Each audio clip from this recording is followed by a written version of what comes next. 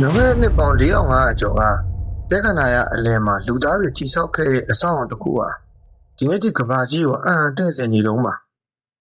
တန်ချိန်1.3 တန်းကျော်ရှိတဲ့ကြောက်တုံးတွေဟာအတုံးကြီးစီရဲ့အလေးချိန်2 တန်းကနေတန်80အထိလေးပါတယ်။အမြင့်146 တန်းမှာ6 မီတာပေအားဖြင့်480 တပေရှိတဲ့အဆောက်အုံကြီးကိုဆက်ရန်တရားမရှိတဲ့ခေတ်မှာတော့သူတို့တွေဘလို့တိဆောက်ခဲ့ရလဲ။ဒီနေ့ကျွန်တော်တို့ဂီဇာပရမစ်ရဲ့လက်ဝက်ချက်တွေကိုစတင်ဖွင့်လှစ်သွားမှာဖြစ်ပါတယ်။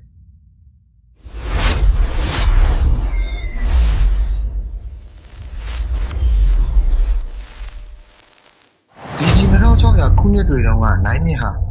အီဂျစ်နိုင်ငံရဲ့အသက်သွေးကြောဖြစ်ခဲ့ပါတယ်။နှစ်စဉ်ရေကြီးမှုကြောင့်မြေဩဇာကောင်းမွန်လာပြီးစိုက်ပျိုးရေးဖွံ့ဖြိုးလာခဲ့ပါတယ်။အစားအစာပိုချမ်းလာတဲ့အမျှ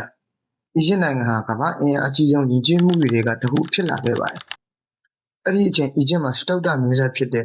ဖာရိုကူဖူအုပ်ချုပ်ခဲ့ပါတယ်။ကူဖူဟာသူ့ရဲ့အာဏာနဲ့နတ်ပြားဆန်တဲ့အဆင့်အတန်းကိုထာဝရမှတ်တမ်းတင်နိုင်မှုဆုံးဖြတ်ခဲ့ပါတယ်။ဒါကြောင့်ပဲလူသားသမိုင်းမှာအကြီးမားဆုံးကြောက်တုံးအဆောက်အုံတစ်ခုကိုတည်ဆောက်ဖို့အမိန့်ပေးခဲ့ပါတယ်။ဖာရိုကူဖူဟာဂီဇာကိုဘာကြောင့်ရွေးချယ်ခဲ့ရလဲ။ဖာရိုကူဖူဟာပီရမစ်တည်ဆောက်ဖို့အတွက်ဂီဇာကုန်းမြင့်ဒေသကိုရွေးချယ်ခဲ့ပါတယ်။ဒီမြောက်သူမတော်ဆရွေးချယ်ခဲ့တာမဟုတ်တော့ဘူးဗျ။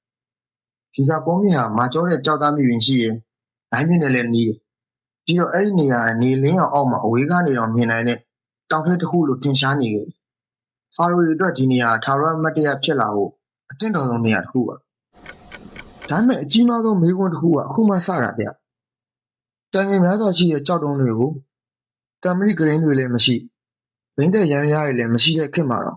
့သူတို့တွေဘလို့ရွှေ့ပြောင်းခဲ့ရလဲ။ကြောက်တုံးပေါင်း1.3 တန်းကျော်ကိုရွှေ့ပြောင်းမှုဆိုတာ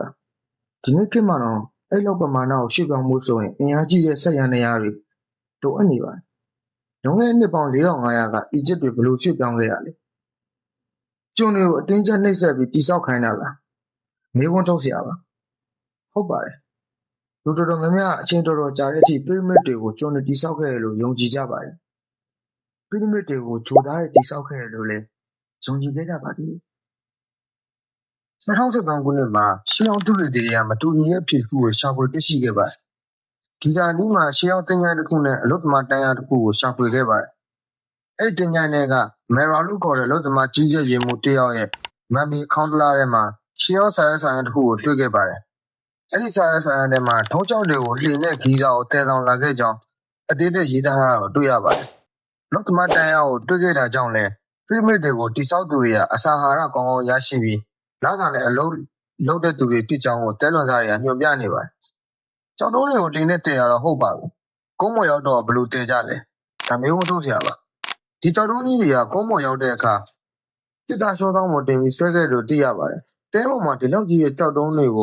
ုဒီတိုင်းဆွဲတာတော့မလွယ်တော့ဘူးဗျ။သူတေသီတွေရဲ့ရှာဖွေတွေ့ရှိချက်အရရှေးဟောင်းပကြီးကားတစ်ခုထဲမှာကြောက်ရုပ်ကြီးကိုဆွဲနေတဲ့လူတွေရဲ့ရှေ့မှာလူတစ်ယောက်ကတဲပေါ်ကိုရေလောင်းနေတာကိုတွေ့ရပါတယ်။ဒီပုံကအီဂျစ်လူမျိုးတွေအင်ဂျင်နီယာပညာရပ်ကိုပြသနေတဲ့အရေးကြီးတဲ့တက်တွေတစ်ခုဖြစ်ပါတယ်။နောက်ထပ်မေးခွန်းတစ်ခုကြံပါသေးတယ်။ပီရမစ်ရဲ့မူလအမြင့်က146.6 မီတာရှိပါတယ်။လောက်မြင့်တဲ့နေရာကိုကြောက်တုံးတွေဘယ်လိုတင်ခဲ့ရလဲ။ဒီမေးခွန်းကဒီနေ့ချိန်ထိသုတေသီတွေကြားထဲမှာတော့အငင်းပွားစရာမေးခွန်းတစ်ခုပါ။သုတေသီတချို့က run အနေနဲ့တင်ခဲ့တယ်လို့ပြောပါတယ်။ run ဆိုတာမြေသားရှောသောင်းလမ်းကိုပြောတာပါ။ run ဟာတိုက်ရိုက် run လားပီရမစ်ကိုဖတ်ပြီးတက်တဲ့ run လားဖတ်ပြီးတက်တော့ကောအတွင်းကတက်တာလားအပြင်ကတက်တာလားဒီနေ့ချိန်ထိအတည်ပြုနိုင်တဲ့အဖြေမရှိသေးပါဘူး။ကျွန်တော်တို့ပီရမစ်ကြီးရဲ့အပြင်ဘက်ကိုတော့လေ့လာခဲ့ပြီးပါပြီ။အတွင်းမှာရောဘာတွေသုံးခွဲထားသေးလဲ။ဒီစာပီရမစ်ကြီးရဲ့အပြင်ဘက်ကိုလူတန်းပေါင်းများစွာမြင်မှုကြပါတယ်။အတွင်းပိုင်းကိုတော့လူလင်းငယ်တာအမှန်တကယ်မြင်မှုကြတာပါ။ချင်းမြောင်းတဲ့ရှောက်လန်းတွေအလွန်တိကျစွာတိဆောက်ထားတဲ့ကြောက်တုံးအခန်းတွေအဆုံးမရှိသလိုထင်ရတဲ့အမောင်ကန်းတွေဒါတွေကကျင်းကျန်းတစ်ခုတည်းအတွက်ပဲလားဒါမှမဟုတ်နောက်ထပ်မတိရသေးတဲ့လက်ဝက်ခန်းတွေရောရှိနေသေးရလားကျွန်တော်တို့ပီရမစ်ကြီးတွေကိုဝင်လိုက်ရင်အရင်ဆုံးတွေ့ရမှာတော့ဒီဆန်ဒီပတ်စစ်လို့ခေါ်တဲ့အောက်ကိုဆင်းသွားတဲ့လမ်းကြောင်းကိုတွေ့ရပါတယ်အဲ့ဒီလမ်းကမြေအောက်အခန်းတစ်ခုရှိကိုဥတည်နေပါတယ်ဒီမြေအောက်အခန်းကမပြီးစီးသေးတဲ့အခန်းတစ်ခုလို့ပဲတွေ့ရပါတယ်နောက်တစ်ဖက်မှာတော့ဒီဆန်ဒီပတ်စစ်ကနေအပေါ်ကိုတက်သွားနိုင်ပါတယ်ဒီလမ်းကနေအလွန်ကြီးမားတဲ့ Grand Gallery ကိုရောက်နိုင်ပါတယ်မီတာ40ကျော်ရှည်လျားတဲ့ဒီလမ်းကြောင်းဟာပီရမစ်တွေကအထင်ရှားဆုံးအင်ဂျင်နီယာလက်ရာတွေကတစ်ခုဖြစ်ပါတယ်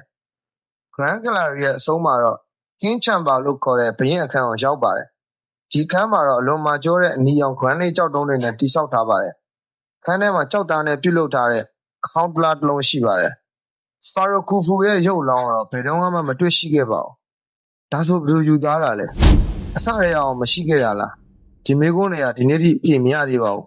။ King Chamber ရဲ့အောက်ဘက်မှာ Queen Chamber လို့ခေါ်တဲ့နောက်ထပ်အခန်းတစ်ခုလည်းရှိပါသေးတယ်။အဲ့ဒီအခန်းထဲမှာလည်းဘုရင်မရဲ့ရုပ်အလောင်းကိုမတွေ့ခဲ့ပါဘူး။2019ခုနှစ်မှာသုတေသီတွေက Neuroscan နည်းပညာကိုအသုံးပြုပြီးပြိမစ်အတွင်းပိုင်းမှာအလွန်ကြီးမားတဲ့လက်ဝတ်နေရာတစ်ခုကိုတွေ့ခဲ့ပါတယ်။အဲ့ဒီနေရာကို Big Vault လို့နာမည်ပေးထားခဲ့ပြီးအဲ့ဒီအခန်းထဲမှာဘာရှိလဲဆိုတာကိုဒီနေ့ထိဘယ်သူမှမသိသေးပါဘူး။တစ်ဆက်တည်းဖြစ်သွားအောင် Neuroscan နည်းပညာဘာလဲဆိုတာရှင်းပြသွားမှာဖြစ်ပါတယ်။ Neuron ဆိုတာအာကာသတွေက cosmic ray တွေကမ္ဘာလေထုကိုထိမိတဲ့အခါဖြစ်ပေါ်လာတဲ့အမှုန်လေးတွေကို Neuron လို့ခေါ်ပါတယ်။ဒီအမှုန်လေးတွေကကြောက်တုံးတွေကိုဖျက်ဆီးနိုင်တာကြောင့် Neuroscan နည်းပညာဟာပရိမစ်ရဲ့အတွင်းပိုင်းကိုနေရာလွတ်မရှိမြင်နိုင်ပါတယ်။ပရိမစ်ရဲ့တဝက်ချက်တွေကအတွင်းပိုင်းမှာမပြီးသေးပါဘူး။ဒီမှာပရိမစ်ကြီးဟာဂျက်တာတွေနဲ့ဆက်နွယ်နေသလား။သင်္ချာရဲ့နဂရဗေဒကိုအံ့ဖွယ်တိကျစွာအသုံးပြုလာတာလားဆိုတာတွေလည်းကြံပါသေးတယ်။လွန်ခဲ့တဲ့နှစ်ပေါင်း4500ကကွန်ပျူတာတွေ GPS တွေဒေတာတိုင်းတာရေးကိရိယာတွေမရှိသေးတဲ့ခေတ်မှာပရိမစ်ကြီးဟာအရှေ့နောက်တောင်မြောက်တိကျစွာကိုက်ညီနေပါတယ်။ဒီလောက်တိကျအောင်ရှေးအီဂျစ်လူမျိုးတွေဘယ်လိုလုပ်နိုင်ခဲ့ရလဲ။သုတေသီအများစုဟာရှေးဟောင်းအီဂျစ်အင်ဂျင်နီယာတွေဟာဂျက်တာတွေကိုစောင့်ကြည့်ခြင်းနဲ့အရက်လေးမျက်နှာကိုသတ်မှတ်ခဲ့ကြတယ်လို့ယုံကြည်ထားပါတယ်။အချို့သောဂျက်တာတွေရဲ့ရွေးရှားမှုကိုနှစ်ပေါင်းများစွာမှတ်တမ်းတင်ခဲ့ကြပါတယ်။ဒီအချက်အလက်ကိုအသုံးပြုပြီးပရိမစ်ရဲ့အခြေခံထောက်တွေကိုအလွန်တိကျစွာသတ်မှတ်နိုင်ခဲ့ပါတယ်။ဒီနှစ်တိုင်းတာချက်တွေအရမဟာပရိမစ်ကြီးရဲ့ဥတီချက်ဟာမြောက်ရက်နဲ့အနည်းငယ်သာလွဲချော်နေပါတယ်။ဒီတိကျမှုဟာခေတ်မီတိုင်းတာရေးကိရိယာတွေမရှိသေးတဲ့ဒုယဉ်ကျေးမှုတစ်ခုအတွက်တော့အံ့ဩစရာတစ်ခုပါ။ပညာရှင်တချို့ကပရိမစ်ရဲ့အချိုးအစားတွေထဲမှာထူးခြားတဲ့သင်္ချာဆိုင်ရာဆက်သွယ်မှုတွေရှိတယ်လို့ဆိုကြပါတယ်။ဥပမာပရိမစ်ရဲ့အောက်ခြေဘက်အလယ်ယားနဲ့အမြင့်ကိုနှိုင်းယှဉ်တဲ့အခါသင်္ချာမှာရှိတဲ့ပိုင်တန်ပိုးနဲ့ဆင်တူနေတဲ့အချိုးကိုတွေ့ရပါတယ်။ဒီအချက်ကိုရှေးအီဂျစ်တွေကရည်ရွယ်ချက်ရှိအသုံးပြုခဲ့တာလား။ဒါကတိုက်ဆိုင်မှုတစ်ခုပဲလားဆိုတာပညာရှင်တွေကြားမှာငြင်းခုန်နေဆဲပါ။လူတချို့ကမဟာပရိမစ်ဟာအိုရီယန်ကျယ်စုနဲ့ဆက်နွယ်နေတယ်လို့လည်းယုံကြည်ခဲ့ကြပါတယ်။အကြောင်းကတော့အီဂျစ်တွေရဲ့ယုံကြည်ချက်အရအိုရီယန်ကျယ်စုဟာနတ်ဘုရားအိုဆောရစ်နဲ့ဆက်စပ်နေတာကြောင့်ပါ။ဒီအယူအဆကိုထောက်ခံတဲ့အထောက်အထားရှိသလိုလုံလောက်တဲ့သက်သေအထောက်အထားမဟုတ်ဘူးလို့ပြောတဲ့သုတေသီတွေလည်းရှိကြပါတယ်။ဒါကြောင့်ဒီကိစ္စဟာစိတ်ဝင်စားစရာ theory တစ်ခုဖြစ်ပေမဲ့အတည်ပြုထားတဲ့အမှန်တရားတော့မဟုတ်သေးပါဘူး။အကြီးမားဆုံးဘေးအီတစ်ခုကကျန်နေပါသေးတယ်။ဖာရိုခူဖူရဲ့ရုပ်လောင်းဘယ်ရောက်သွားခဲ့ရလဲ။မဟာပရိမစ်ကြီးကိုကူဖူအတွက်သင်္ချိုင်းအဖြစ်တည်ဆောက်ခဲ့တယ်လို့သမိုင်းပညာရှင်အများစုကယုံကြည်ကြပါတယ်။ AD 820ဝန်းကျင်မှာ F6 ခေတ်ရဲ့အုပ်ချုပ်သူကာလီဖစ်အယ်မာမွန်ဟာမဟာပရိမစ်အတွင်းဝင်ရောက်ဖို့အမိန့်ပေးခဲ့တယ်လို့ရှေးဟောင်းမှတ်တမ်းတွေမှာဖော်ပြထားပါတယ်။အယ်မာမွန်ရဲ့လူတွေဟာပရိမစ်ရဲ့မူလဝင်ပေါက်ကိုမတွေ့ခဲ့တာကြောင့်ကျောက်နံရံကိုဖောက်ပြီးဝင်ရောက်ခဲ့ကြပါတယ်။ဒီနေ့ခရီးသွားအများစုအသုံးပြုနေတဲ့ဝင်ပေါက်ဟာအဲ့ဒီအချိန်ကဖောက်လုပ်ခဲ့တဲ့လမ်းကြောင်းပဲဖြစ်ပါတယ်။အယ်မာမွန်ရဲ့လူတွေပရိမစ်အတွင်းရောက်တဲ့အခါရွှေငွေရတနာတွေကိုမတွေ့ခဲ့ကြပါဘူး။ခူဖူရဲ့မန်မေကိုလည်းမတွေ့ခဲ့ပါဘူး။ဒါဆိုသင်္ချိုင်းဖောက်ခံရတာလား။သမိုင်းပညာရှင်အများစုရဲ့အမြင်အရမဟာပရိမစ်ကြီးဟာကာလီဖစ်အယ်မာမွန်လက်ထက်မတိုင်ခင်ရာစုနှစ်များစွာကလေးကသင်္ချိုင်းဖောက်ခံခဲ့ရတယ်လို့ယူဆကြပါတယ်။အကြောင်းကတော့ရှေးအီဂျစ်တွေမှာဖာရိုရဲ့သင်္ချိုင်းတွေဟာအဘုဒ္ဓရတနာတွေနဲ့ပြည့်နှက်နေတတ်ပါတယ်။ဒါကြောင့်သင်္ချိုင်းဖောက်သူတွေဟာလက်ဝတ်ရတနာတွေနဲ့အတူမန်မီကိုဖျက်ဆီးခဲ့တာဒါမှမဟုတ်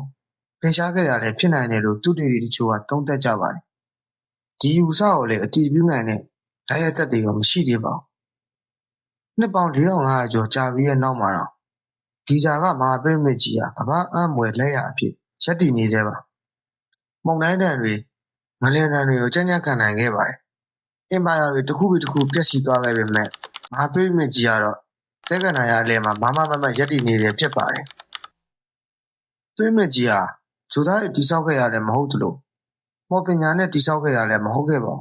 ။တမိုင်းအထောက်အထားတွေအရဒါဟာရှေးအီဂျစ်လူမျိုးတွေရဲ့အင်ဂျင်နီယာပညာစီမံခန့်ခွဲမှုစွမ်းရည်နဲ့ မရင်းရံနဲ့ယုံကြည်ချက်တို့ပေါင်းဆက်ဖန်တီးထားခဲ့တဲ့အမွယ်လက်ရာတစ်ခုပါမပြေရှင်းနိုင်တဲ့ဗဟေဒီတွေကတော့အခုထိကြန့်ရှိနေတဲ့ပါလင်းဝခိုင်းရထဲမှာမရှိနေရလဲကူဖိုရဲ့မန်မီကအမှန်တကယ်ဘာဖြစ်သွားခဲ့ရလဲဆိုတဲ့မေးခွန်းတွေကိုအနာဂတ်သူတွေစီရပဲအပြေရှာသွားနိုင်လိမ့်မယ်လို့မျှော်လင့်မိပါတယ်တစ်ခါတည်းမှာသမိုင်းရဲ့အကြီးမားဆုံးဆွဲဆောင်မှုဆိုတာအဖြေကြီးပဲမဟုတ်ဘဲနဲ့အပြေမရသေးတဲ့မေးခွန်းတွေလည်းဖြစ်နိုင်ပါတယ်